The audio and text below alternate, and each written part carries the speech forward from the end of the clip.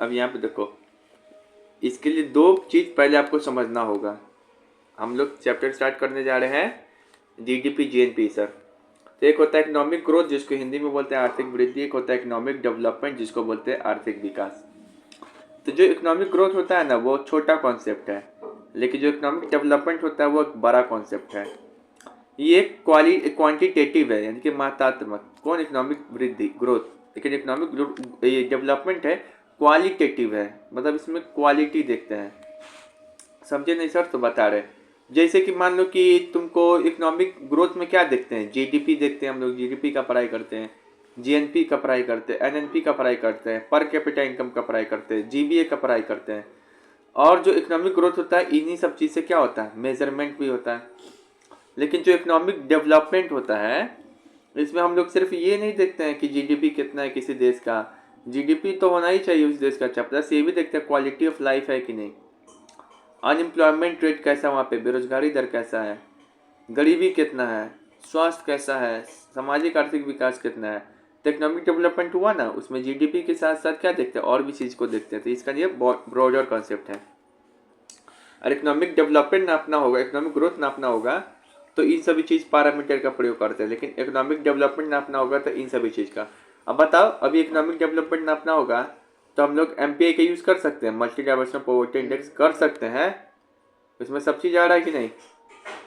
लेकिन इंडेक्स आ रहा है, बहुत सारी चीज़ एसबीआई तो जो इकोनॉमिक डेवलपमेंट होता है उसको बहुत सारे इंडेक्स के माध्यम से क्या करते हैं, नापा जाता है। ठीक है, ये क्लियर हो गया। अब यहाँ पे देखो, तुमसे पूछा जाए ना, नेशनल अकाउंटिंग का जन्मदाता कौन है, राष्ट्रीय आय लेखांकन का जन्मदाता, तो साइनम कुजनेट्स नाम का एक साइंटिस्ट था, वो ये सब का प्रयोग करता था किसी देश का इनकम नापना। जैसे तुम अपना इनकम नापता है ना, उसे किसी देश का इनकम नापाता है। लेकिन भारत में सबसे पहली बार पर प्रति व्यक्ति पर कैपिटा इनकम दादा भाई नौरोजी 1867 में दादा भाई नौरोजी नापे थे, तो वो बताए थे 20 रुपया है प्रति व्यक्ति है। लेकिन साइंटिफिक तरीके से वीआरबी राव नाम के एक आदमी थे, वो 1931 में 62 रुपया भारत का पर कैपिटा इनकम नापे थे साइंटिफिक रूप से। कौन? वीआरबी राव। लेकिन सबसे पहले पूछे तो दादा भाई। फिर उसके बाद है 1949 में भारत सरकार द्वारा एक नियुक्त किया गया एक कमिटी राष्ट्रीय आय समिति, नेशनल इनकम कमिटी, उसके अध्यक्ष थे पीसी महालनोबिस। ये पीसी महालनोबिस कौन है? सेकेंड 5 ईयर प्लान के आर्किटेक्चर है। तो वो आय को नापने के लिए, देश को आय को नापने के लिए कुछ कुछ कर रहे थे काम। ये तीन बोल कैसे बोल, चलो बढ़िया। अब यहाँ पे देखो, आर्थिक समृद्धि का मापन हम लोग क्या कर रहे हैं, जो इकोनॉमिक ग्रोथ है उसका जो मापन हम लोग जीडीपी, एनएनपी, जीएनपी इस सब के माध्यम से कर सकते हैं। लेकिन तुमको जीडीपी, जीएनपी, एनएनपी सब का फॉर्मूला तुमको निकालना है, तो इसके लिए 3 फॉर्मूला तुमको याद होना चाहिए कन्वर्जन के लिए। एक, ठीक है, अगर तुमको सीखना है 3 फॉर्मूला याद होना चाहिए। एक होता है डोमेस्टिक से नेट पे नेशनल पे जाना है, डोमेस्टिक से नेशनल पे जाना है। तो अगर तुमको किसी भी चीज़ पे डोमेस्टिक से नेशनल पे जाना है ना, तो डोमेस्टिक में क्या कर देंगे, नेफिड को प्लस, तो वो नेशनल आ जाएगा। नेफिड मतलब क्या होता है, X minus M. X minus M क्या होता है कि जो बाहर से, जो हम लोग बाहर से इंपोर्ट करते हैं, बाहर भेजते हैं एक्सपोर्ट को, उसको जोड़ लेते हैं, लेकिन जो बाहर से सामान आता है इंपोर्ट, इसको माइनस कर लेते हैं। इसी को क्या बोलते हैं, नेफिड, एक्स माइनस एन। तो याद रखना, डोमेस्टिक से अगर तुमको नेशनल जाना है तो नेफिड को क्या करोगे, प्लस। यही नेशनल से डोमेस्टिक आना है तो नेफिड को क्या करोगे, माइनस। तो इसका ट्रिक बनाए हुए हम, ट्रिक है यहाँ पे दो ना, क्या है, दो ना, तो फिर क्या होगा, ना, दो ना, तो तुम क्या करिए ना, डीओ से डोमेस्टिक से एनए से नेफिड को प्लस करेंगे, नेफिड को plus minus X minus M. X minus M मतलब इंपोर्ट को एक्सपोर्ट से इंपोर्ट को प्लस, एक्सपोर्ट को माइनस, ठीक है ना। और उसके बाद है, सॉरी, एक्सपोर्ट को प्लस, इंपोर्ट को माइनस, एनए से फिर क्या आ जाएगा, नेशनल। नहीं समझा इसका मतलब, चलो हम बताते हैं। उसके बाद अगर तुमको मार्केट प्राइस से फैक्टर कॉस्ट पर कैसे आएंगे, मार्केट प्राइस से फैक्टर कॉस्ट पर कैसे आएंगे, तो मार्केट प्राइस से फैक्टर कॉस्ट पे आने का ट्रिक है, फॉर्मूला है, मार्केट प्राइस में क्या कर, फैक्टर प्राइस में क्या करेंगे, इनडायरेक्ट टैक्स को जोड़ देंगे। इनडायरेक्ट टैक्स मतलब tax minus subsidy. Tax minus subsidy, इसका ट्रिक है FCI MP। मतलब MP मतलब मार्केट प्राइस से हमको फैक्टर कॉस्ट पे आना है, तो फैक्टर कॉस्ट से आना है तो FCI मतलब फैक्टर कॉस्ट प्लस FC मतलब फैक्टर कॉस्ट प्लस I मतलब इनडायरेक्ट टैक्स। नहीं समझा? चलो हम बता रहे हैं, मसला बनाए रखें। फिर उसके बाद देखो, फिर यहाँ पर है ग्रॉस से नेट पे आना है, ग्रॉस से नेट पे आना है। तो ग्रॉस से नेट पे आना है ना, तो तुम क्या कर दोगे, नेट क्या होता है, नेट एकदम शुद्ध चीज होता है, तो उसमें ग्रॉस में से डेप्रिसिएशन माइनस कर दोगे, ट्रिक NGD। अब हम तुमको बता रहे हैं डेप्रिसिएशन। तो ये 3 फार्मूला सीख गया बच्चा? फिर से पूछ रहे 3 फार्मूला सीख गया? बताओ पहला का ट्रिक क्या था, दो ना, तो हम क्या बोले थे, ना मतलब डोमेस्टिक से नेशनल पे आना है, तो डोमेस्टिक में क्या कर देंगे, नेफिट को जोड़ देंगे, तो क्या आ जाएगा नेशनल। और नेफिट मतलब क्या होता है, X minus M, import minus export. फिर से उसके बाद मार्केट प्राइस से फैक्टर कॉस्ट पे आना है, तो क्या करना है, मार्केट प्राइस में मार्केट प्राइस बड़ा होता है कि फैक्टर कॉस्ट, मार्केट प्राइस, क्योंकि फैक्टर कॉस्ट के साथ साथ उसमें क्या जुड़ जाता है, टैक्स जुड़ जाएगा, लेकिन सब्सिडी माइनस हो जाता है। इसी को क्या बोलते हैं, ओवरऑल इन दोनों को इनडायरेक्ट टैक्स ऐड, ठीक है। उसके बाद तुमको ग्रॉस से नेट पे आना है, मतलब एकदम शुद्ध चीज पे आना है, तो नेट में क्या होता है ग्रॉस में से डेप्रिसिएशन को माइनस कर देंगे, ठीक है। तो नेफिट अभी सब बताए थे, यही होता है net factor income, X minus Y, export minus import. अच्छा, नेट इनडायरेक्ट टैक्स मतलब क्या, सब बताए थे, टैक्स माइनस सब्सिडी। समझ में आया? धीरे धीरे समझ में आएगा। उसके बाद यहाँ पे देखो, अब आ गए हम लोग तुमको फार्मूला पे, पर कैपिटा इनकम कैसे निकालते हैं किसी भी देश के आदमी का। तो देखो, पर कैपिटा इनकम जब भी पूछे तो इसको बोलते हैं NNP। NNP क्या होता है बताएंगे, NNP एट फैक्टर कॉस्ट, इसी को क्या बोलते हैं, नेशनल इनकम। क्या बोलते हैं, नेशनल इनकम। वहाँ के नेशनल इनकम से पूरे देश की कुल जनसंख्या का क्या करो, डिवाइड करो, कुल जनसंख्या का क्या करो, डिवाइड, तो तुमको पर व्यक्ति कैपिटल इनकम निकल जाएगा। पूरे देश का इनकम को क्या बोलते हैं, NNP एट फैक्टर कॉस्ट। अब पूरे देश की जनसंख्या से पूरे देश का इनकम को डिवाइड कर दोगे तो एक आदमी का पर कैपिटा इनकम निकल जाएगा, ठीक है, याद रहेगा। तो ऐसा थोड़ी होगा सर, मैं किसी का लेके चलते हैं कि खा लिया सब।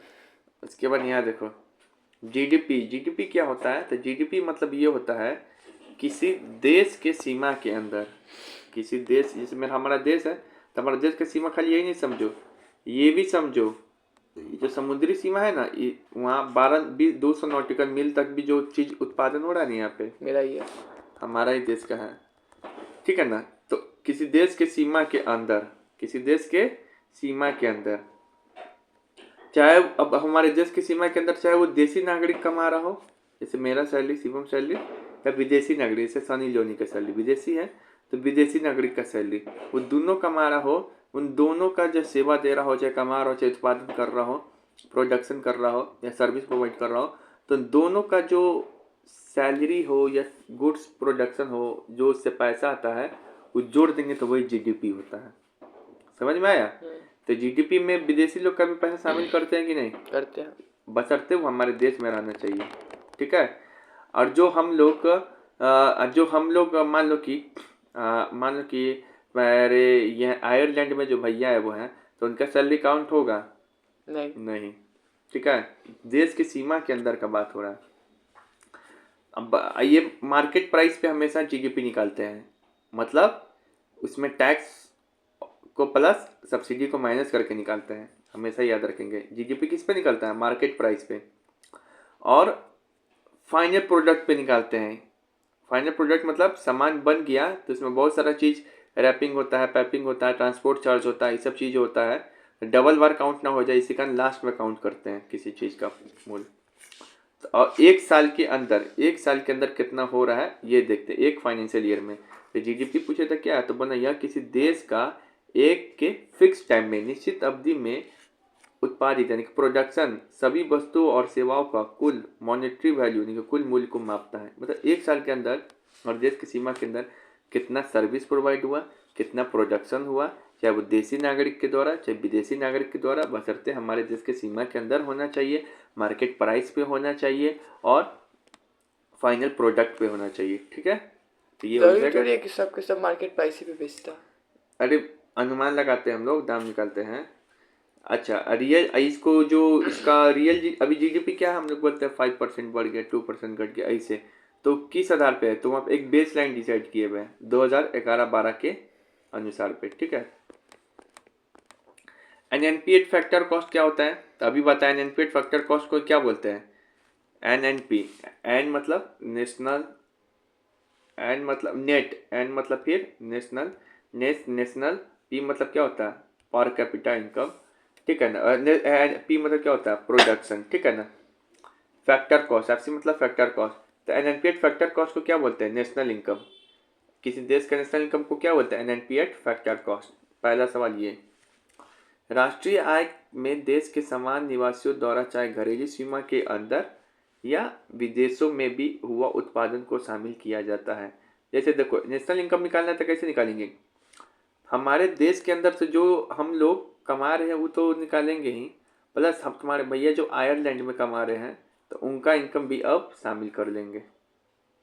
जैसे हमारे दीदी के जो देवर है उनके जो अमेरिका रहते हैं, तो उनका भी क्या कर ले रहे हैं, इनकम शामिल कर ले रहे हैं। नेशनल इनकम निकालते समय कि जीडीपी में इनका इनकम शामिल नहीं होता है, तो ये जीडीपी से अलग होता है। लेकिन एक चीज़ समान, एक चीज़, दो चीज़ में ये सेम होता है जीडीपी के, इसमें भी फाइनल प्रोडक्ट को ही मेजर करता है, हमेशा फाइनल प्रोडक्ट को ही मेजर किया जाता है ताकि दो बार काउंट ना हो जाए दाम। फिर उसके बाद इसमें इंटरमीडिएट वस्तु को नहीं लिया जाता, मतलब कि गन्ना है तो गन्ना से क्या किए, कुछ बनाते होंगे, बीच में कुछ बनता होगा, और फिर फाइनल प्रोडक्ट क्या बनता है, चीनी, चीनी। तो चीनी को लेंगे, चीनी का दाम देखेंगे। गन्ना से पहले रस निकालते हैं तो ना। मान लो कि रस का भी जोड़ लिए, चीनी का भी जोड़ लिए, तो उतना एक चीनी ना बन रहा है, तो फिर उस रस का जोड़ के झुट्टो का इनकम क्या? दिखाने की क्या जरूरत है। अब ये जो फैक्टर कॉस्ट पे जो नेशनल इनकम का फॉर्मूला और क्या होता है, सी प्लस आई जी एक्स माइनस एम, 12th में एक्सप्लेनेशन है, ये छोड़ो, बस इतना फॉर्मूला याद रख लो। एट फैक्टर कॉस्ट पे नेशनल इनकम का फॉर्मूला क्या होता है, वाई मतलब नेशनल इनकम, सी मतलब कंजप्शन, कितना कंजप्शन कर रहे हो, आई मतलब कितना इन्वेस्टमेंट कर रहे हो, जी मतलब गवर्नमेंट कितना दे रही है, ई मतलब एक्सपोर्ट कितना कर रहे हो, आई एम मतलब इंपोर्ट कितना कर रहे हो। एक्सपोर्ट को प्लस, एक्सपोर्ट इंपोर्ट को जो बाहर से आता है उसको माइनस करते हैं, एक्सपोर्ट को प्लस जोड़ते करते हैं। हैं, ठीक है। तो ये हो गया नेशनल इनकम जीडीपी में डिफरेंस, समझा। अब एक होता है जीएनपी, क्या होता है जीएनपी, जीएनपी क्या होता है, gross national product, gross national, product. Gross national product. तो जीएनपी में क्या होता है, तो देखो जीएनपी हमको जीडीपी के माध्यम से निकालते हैं, जीएनपी हम लोग क्या करते हैं, जीडीपी के माध्यम से। तो देखो जीएनपी से कहाँ आना है, जीडीपी पे, तो जी से जी, तो जी सेम है, यहाँ भी जी सेम है। पीपी से में। एन से डी आना है, एन से मतलब नेशनल से कहाँ आना है, डोमेस्टिक डोमेस्टिक। पे। तो डोमेस्टिक से नेशनल पे आने के लिए एक्स क्या माइनस करते एम। थे, वो नेफिट को प्लस करते थे। अब की बार नेशनल को क्या कर नेशनल, नेशनल से कहाँ आना है, डोमेस्टिक पे, नेशनल से कहाँ आना है, डोमेस्टिक। तो नेशनल से डोमेस्टिक का फॉर्मूला क्या है, नेफिट को क्या करेंगे प्लस, नेफिट को क्या करेंगे, प्लस। तो इससे हो जाएगा, ठीक है। नहीं समझा, देखो यहाँ पे नहीं बताए थे, नेशनल से डोमेस्टिक पे आना है तो डोमेस्टिक में क्या कर देंगे, नेफिट को प्लस। प्लस। तो ये क्या हो गया, जीएनपी का फॉर्मूला। तो जीएनपी का फॉर्मूला क्या है, जीडीपी के टर्म्स में दे, किसी के टर्म्स में दे, समझ जाएगा, ठीक है। और एक बात याद रखेंगे, और जीएनपी, जीएनपी जीडीपी में से क्या करते हैं, जीएनपी निकालना है तो हम जीडीपी में से क्या करते हैं एक्चुअली में, कि जो भारत में पैसा कमा रहा है लेकिन विदेशी है उसके पैसा को हटा देते हैं, और लेकिन जो भारतीय है लेकिन जो विदेश में उसके पैसा को जोड़ लेते हैं। जोड़ लेते हैं। लेकिन एनएनपी में दोनों का पैसा जोड़ते थे, लेकिन जीएनपी में एक का हटा देते, एक का जोड़ हाँ, लेते देखिए इसका नाम है क्या, ग्रॉस नेशनल प्रोडक्ट। नेशनल जहाँ गया समझ जाओ भारतीय मतलब फीलिंग, चाहे कहीं पे तुम रहो भारतीय ही ना कहलाएगा, यहाँ पे रहो लेकिन तुम भारतीय नहीं है तो भारतीय नहीं कहलाएगा, विदेशी हो तो, ठीक है। तो ये चीज़ होता है। अच्छा, जो जीडीपी है जीएनपी में क्या अंतर है, कि जीडीपी क्या है, भौगोलिक केंद्रित है, मतलब जियोग्राफिकल सेंटर्ड है, मतलब कहाँ उत्पादन हो रहा है जीडीपी में बस यही देखते हैं, भले तुम यहाँ पे आके वो रोनाल्डो भी क्यों ना उत्पादन कर दे, जीडीपी में बस यही मतलब रहता है कि देश के अंदर रोनाल्डो उत्पादन ही क्यों ना कर दे, प्रोडक्शन क्यों ना कर दे, बस देश के अंदर दिखता है। जीएनपी में क्या होता है, रोनाल्डो से मतलब नहीं है, शिवम सर भी जाके अमेरिका में क्या कर दे, उत्पादन कर दे, तो जीएनपी में उनका पैसा काउंट हो जाएगा। मतलब ये पर्सन सेंट्रिक है, पब्लिक सेंट्रिक है, नागरिक केंद्रित, कौन उत्पादन कर रहा है ये देखा जाता है जीएनपी में। ठीक है। एक शब्द होता है एसजीआर, हिंदू ग्रोथ रेट, उसका मतलब क्या होता है? तो ये नेशनल इनकम के बारे में बताता है। हिंदू ग्रोथ रेट मतलब ये नहीं समझना कि किसी जाति से संबंधित है, ये सवाल पूछा था, किसी जाति से संबंधित नहीं समझना। ये slow down of economic growth को बताता है, slow down of economic growth को बतलाता है। ठीक है ना, कि हाँ 1950 से 1980 के बीच में इकोनॉमिक ग्रोथ क्या हुआ, स्लो डाउन हुआ, उसी चीज को दिखाता है। ठीक है, 2 मिनट 5 मिनट। जीडीपी से मान लो कि नेशनल इनकम पर आने हेतु क्या क्या करना पड़ता है, एक बार सवाल पूछा एग्जामिनर। तो जीडीपी का मतलब क्या होता है? GDP at market price. National income का क्या मतलब होता है? NNP eight factor cost. तो यहाँ पे देखो जी से क्या बदलना है हमको, एन, यानी कि ग्रॉस से नेट पे आना है। तो क्या करते हैं, ग्रॉस से नेट पे आने के लिए डेप्रिसिएशन को माइनस करते हैं। फिर डी से एन पे आना है, डोमेस्टिक से नेट पे आना है, डोमेस्टिक से नेट पे आना है। तो डोमेस्टिक से नेशनल पे आने पे क्या करते हैं, नेफिड को प्लस, डोमेस्टिक से नेशनल पे आना है तो domestic plus NFIA equal to national. फिर उसके बाद यहाँ पे देखो पी से मतलब पी नहीं बदलेगा, मार्केट प्राइस से फैक्टर कॉस्ट पे आना है। तो मार्केट प्राइस बड़ा होता है तो फैक्टर कॉस्ट में क्या कर दे, इनडायरेक्ट टैक्स, ये फैक्टर कॉस्ट पे आना है। तो मार्केट प्राइस से फैक्टर कॉस्ट पे आना है तो factor market price equal two factor cost plus indirect tax था। अब फैक्टर कॉस्ट इक्वल टू क्या हो जाएगा, market price minus indirect tax. ठीक है, अब यहाँ पे आओ, यहाँ पे देखो माथा दुखाते है तुम्हारा, तेज भी हो जाएगा तुम। ये चार्ट बना लिया तो जीडीपी तुम धुआं उड़ा देगा। ठीक है, जीडीपी मतलब क्या है, जीडीपी एट मार्केट प्राइस। अब बताओ जीडीपी से एनडीपी पे आना है तो जी से एन पे आना है, क्या करेंगे, डिप्रिसिएशन को माइनस करेंगे तो हो गया बाकी। अब यहाँ पे देखो एनडीपी से एनडीपी एट मार्केट प्राइस से जीएनपी एट फैक्टर कॉस्ट पे आना है। तो एन से जी पे आना है, मतलब नेट से ग्रॉस पे आना है। नेट से ग्रॉस पे आने के लिए क्या करते हैं, डेप्रिसिएशन को प्लस करते हैं। डी से एन पे आना है, डोमेस्टिक से नेशनल पे आना है तो नेफिट को क्या करेंगे, प्लस करेंगे। मार्केट प्राइस से फैक्टर कॉस्ट पे आना है तो मार्केट प्राइस से फैक्टर कॉस्ट पे आना है तो मार्केट प्राइस में से फैक्टर एनआईटी को क्या करेंगे, माइनस कर देंगे। फिर यहाँ पे देखो मजा आ रहा है, अपने याद हो जाएगा इतना में, समझ में भी आने लगेगा। अब जीएनपी से जीएनपी फैक्टर कॉस्ट से लेके एनएनपी एट फैक्टर कॉस्ट पे आना है। तो यहाँ पे देखो जी से एन पे आना है तो जी से एन पे आने के लिए क्या करते हैं, जी से एन पे आने के लिए क्या करते हैं, ग्रॉस से नेशनल पे आने के लिए क्या करते हैं, ग्रॉस नेशनल, ग्रॉस नेशनल तो डेप्रिसिएशन को माइनस करेंगे। नेशनल से नेशनल पे आना है तो कुछ नहीं करेंगे। फैक्टर कॉस्ट से फैक्टर कॉस्ट पे आना है, यहाँ पे कुछ अलग चीज होगा तो एनआईटी माइनस करेंगे। ठीक है, कुछ मिस्टेक है यहाँ पे, कोई बात नहीं, इधर आते हैं।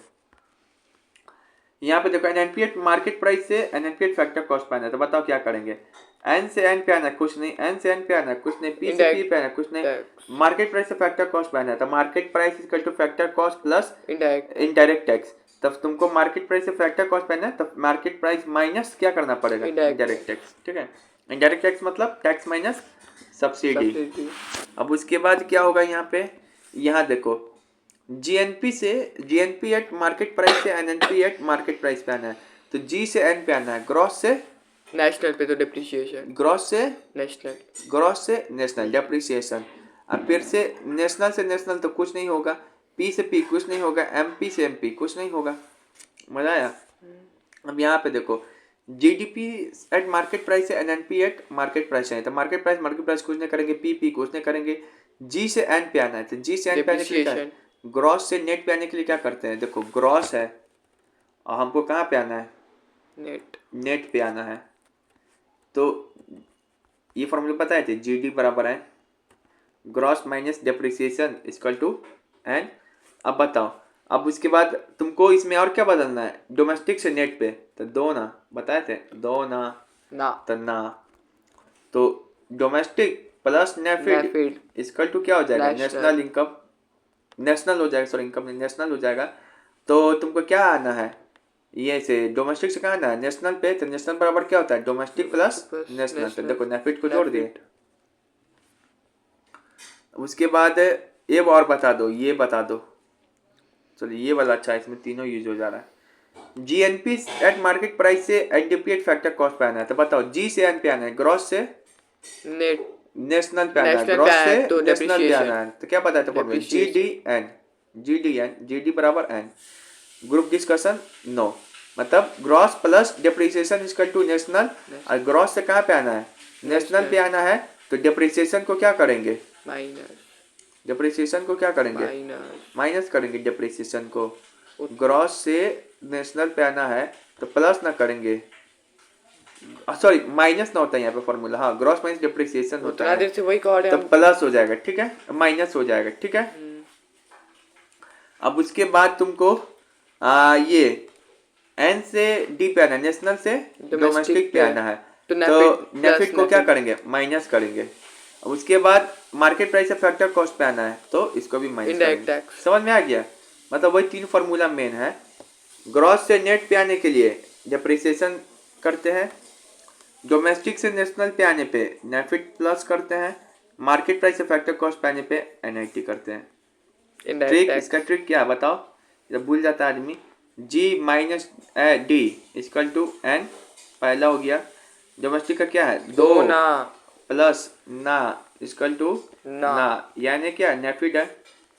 मार्केट प्राइस वाला क्या था, market price equal two factor cost plus indirect tax, यानी कि टैक्स माइनस सब्सिडी, ठीक है।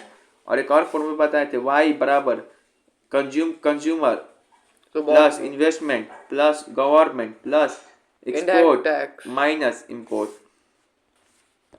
बहुत मुश्किल था ऊपर वाला, ठीक है। अब यहाँ पर है, यहाँ पे देखो, अब जीडीपी क्या है, दो तीन प्रकार का होता है, एक होता है नॉमिनल जीडीपी, एक होता है रियल जीडीपी। तो देखो नॉमिनल जीडीपी जो है किस पे निकालते हैं, तो सारे गुड्स और सर्विसेज का प्रोड्यूस जो कि करेंट मार्केट प्राइस पे हो रहा है, और ये रियल जीडीपी में होता है जो कांस्टेंट प्राइस पे हम लोग करते हैं। फिर इसमें जो नॉमिनल जीडीपी होता है इसमें इन्फ्लेशन को जोड़ते हैं, रियल जीडीपी में नहीं जोड़ते हैं, सॉरी जोड़ते नहीं है, नॉमिनल में, रियल जीडीपी इन्फ्लेशन को जोड़ते हैं। ये शॉर्ट टर्म एनालिसिस होता है कौन, नॉमिनल, रियल लॉन्ग टर्म, ये कंपैरिजन खुद के देश को दूसरे देश के साथ करने के लिए, और ये खुद के देश का कंपैरिजन करने के लिए रियल जीडीपी करते हैं।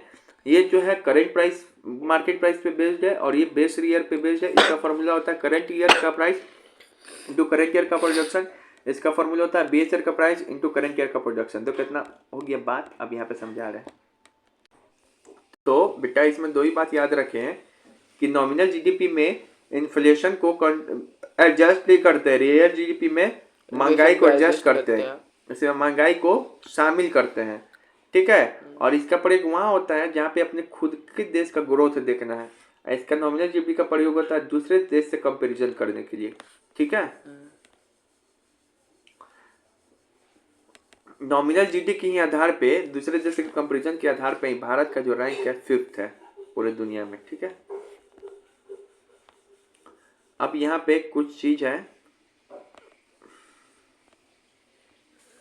जो जीडीपी है वो कैसे कैलकुलेट किया जाता है, तो जीडीपी हमेशा क्वार्टरली या एनुअली मालूम करते हैं, पिछले एक साल का, तो quarterly annually, monthly half yearly नहीं, क्वार्टरली मतलब 4 महीना पे, एनुअली मतलब एक साल पे। इसका आंकड़ा कौन एकत्रित करता है, तो हम सीएसओ ना, सेंट्रल स्टैटिस्टिकल ऑर्गेनाइजेशन, वो हमेशा साल में 4 बार अपना जीडीपी देगा, ठीक है। अभी बताने इंडिया का जीडीपी कितना है, कल तुम सर्च करके आएगा बढ़िया से, ठीक है। 4.3 फिर लबर करेगा, फिर याद रहे किसी भी चीज का गणना करते समय ट्रिलियन में क्या जीरो होता है, आप बता, निकालना पड़ेगा, अच्छा से बोला गया ना, अच्छा से पढ़ के आने के लिए ये भी क्वेश्चन याद करके आना, ठीक है। याद रहे किसी भी चीज का गणना करते समय, ये तो हो ही गया, कोई भी चीज हम लोग इकोनॉमिक इंडिकेटर निकाल रहे हैं उसमें इंटरमीडिएट गुड्स को शामिल करते हैं नहीं। अब यहाँ पे देखो जीबीए क्या होता है, जीबीए क्या होता है, तो जीबीए क्या होता है, जीबीए मतलब होता है, मान लो हम लोग के जो बहुत सारा सेक्टर है, 1 2 3 सेक्टर है ना, अब इस सेक्टर के अंदर भी बहुत सारा सेक्टर है, मतलब primary sector, secondary, tertiary, agriculture के अंदर भी तो फिशिंग आता है। तो अगर हमको फिशिंग में देखना है कि जीडीपी ग्रोथ हो रहा है कि नहीं, तो इसके लिए जीबीए देखते हैं, कितना इकोनॉमिक ग्रोथ हो रहा है, इसके लिए क्या देखेंगे, जीडीए। ओवरऑल पूरा देखेंगे तो जीडीपी, मतलब अगर बहुत सारा जीबीए यहाँ पे आएंगे अगर बहुत सारे जीबीए को आपस में ऐड कर देंगे तो वही क्या बन जाता है, जीडीपी। और अलग अलग सेक्टर का निकाल दिए, सबको ऐड कर दे, summation of GB equal to क्या होता है, जीडीपी। सही बात हो गया कि नहीं? हो गया। अब यहाँ पे देखो, अब जो नेशनल इनकम बोल लो या जीडीपी हो, इसको निकाल सकते हैं 3 मेथड से। वो तो हम निकाल लेंगे कि जीडीपी क्या होता है, इसको 3 मेथड से निकालते हैं। क्या वक्त हो गया? एक तो होता है प्रोडक्शन मेथड, उत्पादन विधि, एक होता है आय विधि, इनकम मेथड, एक होता है व्यय विधि। प्रोडक्शन मेथड को ही बोलते हैं क्या, आउटपुट मेथड। बस हो जाएगा, अब 5 मिनट है।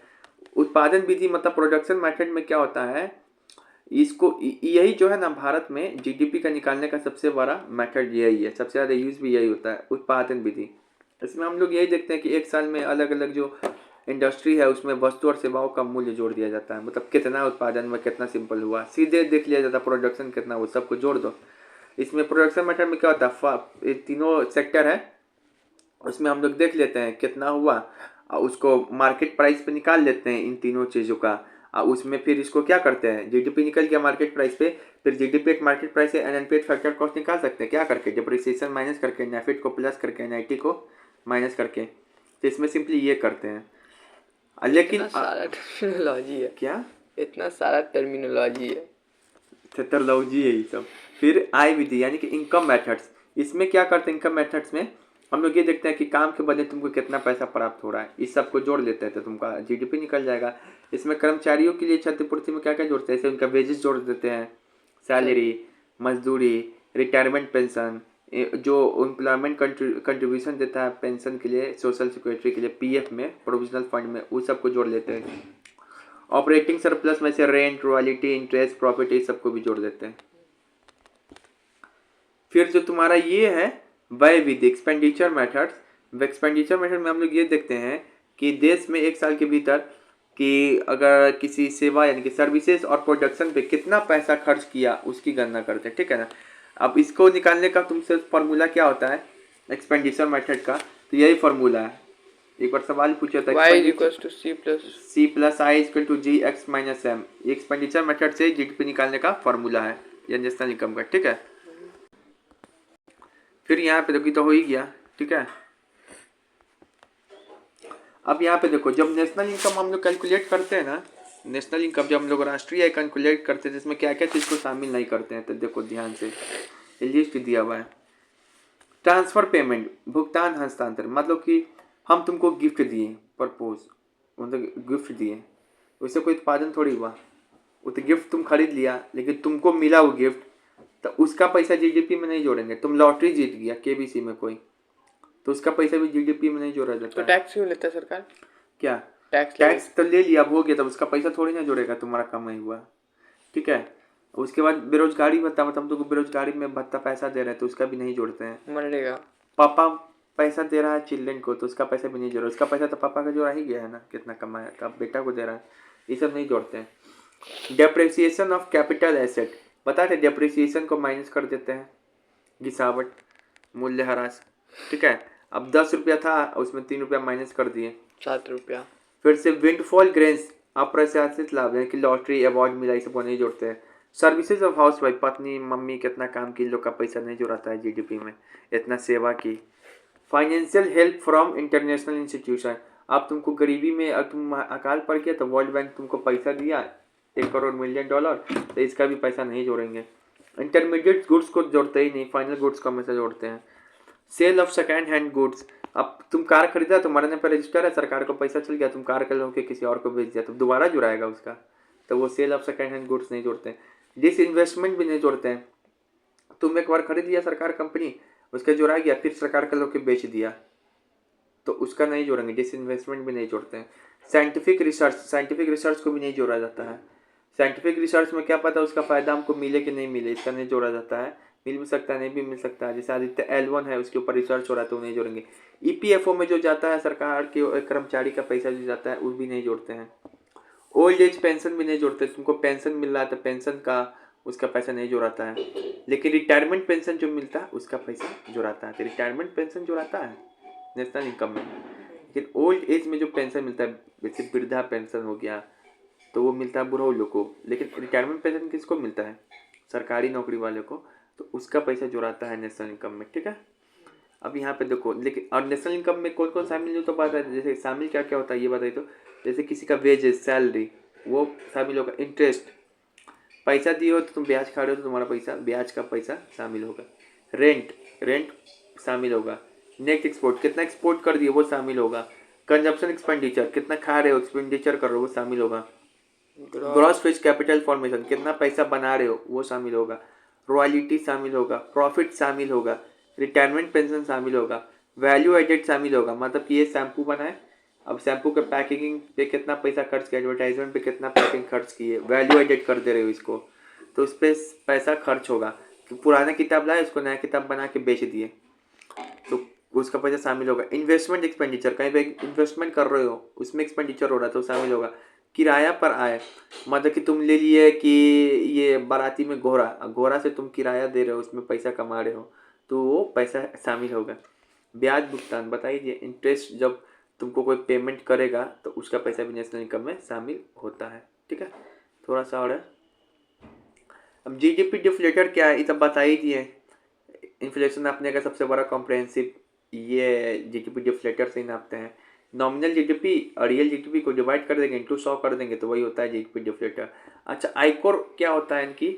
आयकोर का मतलब होता है पूंजी उत्पादन अनुपात। इसका मतलब होता है ये यह बताता है प्रति इकाई उत्पादन लागत बताता है ये आयकोर। मतलब देखो, किसी देश का आयकोर जितना कम होगा ना, वो देश अच्छा माना जाता है, प्रॉफिटेबल माना जाता है, क्योंकि ऐसा स्थिति में क्या होता है, कम पूंजी व निवेश से अधिक उत्पादन प्राप्त होता है। मतलब इंडिया में क्या है, अभी इंडिया का आयकोर ज़्यादा है, आयकोर रेशियो, तो यहाँ पे निवेश क्या है, यहाँ पे निवेश क्या है, यहाँ पे जो निवेश है वो कम हो रहा है, निवेश कम हो रहा है, तो यहाँ पे आयकोर क्या है, ज़्यादा है।